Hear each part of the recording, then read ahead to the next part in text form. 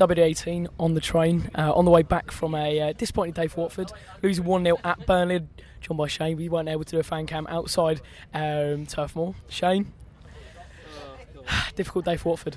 Yeah, really difficult day. We just didn't play really well, did we? I mean, just so many negative things about the game. Referee was rubbish. You know, I seem to have a weekly rant about the refs at the moment. But seriously, Lee Probert, was it a sending off? Probably was. He did win the ball, but I think his follow through was really nasty and all that. It's a shame. Siegler didn't need to go sliding in like that. Massive shame, as I say, because he's had a really good thingy for us. He's had a really good start to his Watford thingy, his Watford career. Out for 3 games now, so it's not good. Was it a red card?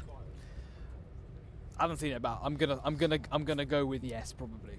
Probably was. You know. I thought it was. I just think all the Burnley fans jumping off their seat. I think that's where the referee. I mean, that's just one minor point. We were so lethargic at times as well, just trying to get the ball forward. I think it was incident last 5 minutes of the game. Deeney gets the ball in like wherever he passes it all the way back to Gomez again. You know, come on, we're flipping. You know, we're 1-0 down. We're not 2-0 up. You know, it's that kind of mentality that I just sometimes think it's just.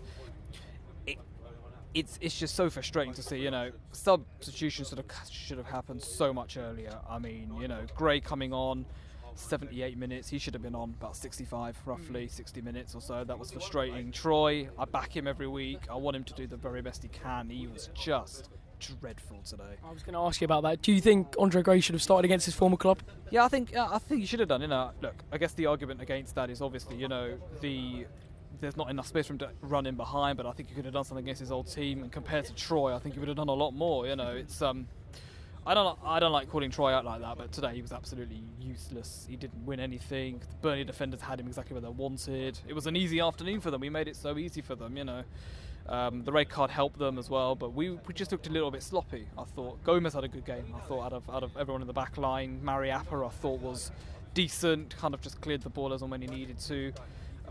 We missed Kiko Femenia massively today. I just think his runs going forward, his general all-round play is just so much better. Yama had a good game, but I just think he just looked a little bit exposed, I thought sometimes.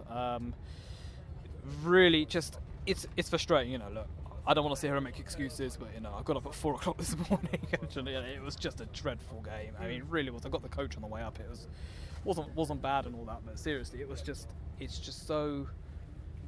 It's frustrating because I said it before, you know, these next set of 3 games are going to be crucial for us. I would have taken a draw today had it meant we go on and beat Palace. We now have to beat Palace for me. We have to get a result against Palace. A draw is probably not going to be good enough. I want to get the win.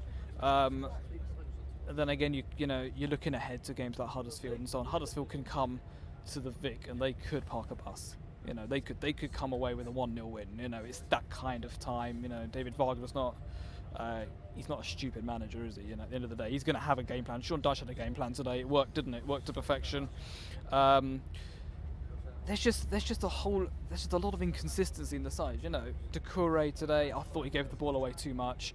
Decent game, don't get me wrong, but he just wasn't anywhere near as good as usually is. Carrillo poor. I mean, we had Isaac's Success on the bench. We're down to 10 men. Last 20 minutes, just throw him on.